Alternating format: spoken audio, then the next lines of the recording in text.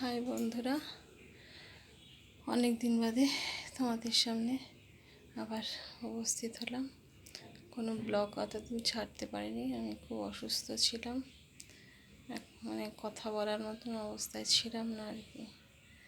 এখন একটু শারীরিক একটু উন্নতি হয়েছে, মানে দিনে 18টা 20টা করে, মানে আজ থেকে 18টা করে খাচ্ছি, কাল অবধি 20টা করে ট্যাবলেট খেয়েছি, সঙ্গে লিকুইড ওষুধও আছে।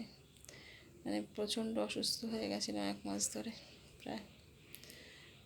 এবার মানে আমার মানে বোধগম্য অবস্থা, আমি এতদিন এরকমভাবে অসুস্থ খুব কম হয়েছি।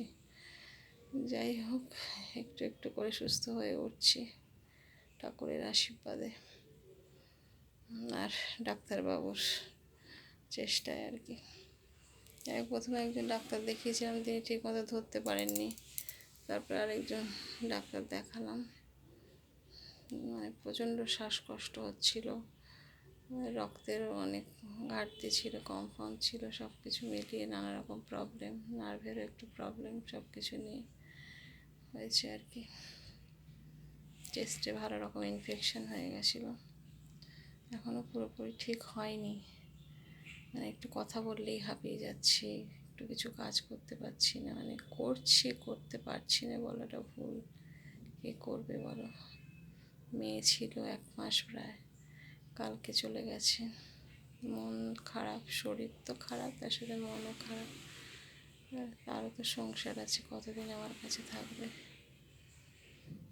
যাই হোক, এটাই তোমাদের কাছে বলতে আসলাম আর কি। চেষ্টা করব কাল থেকে যদি এবার ডেলি ব্লগ দেওয়ার।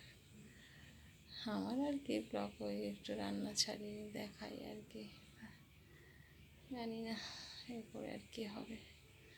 আশা করি তোমরা সবাই ভালো আছো, ভালো থাকো, সাবধানে থেকো। এই কষ্টটা আমার অনেক দিন ধরে একটু একটু করে হচ্ছিলো ভেতরে ভেতরে, বুঝতে পারিনি।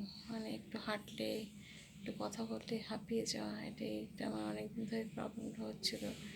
নিজের এটাকে, কষ্টটাকে পাত্তা দিই না প্রথমে, খুব বাড়াবাড়ি না হলে আর কি, বাড়াবাড়িরই অভ্যেস।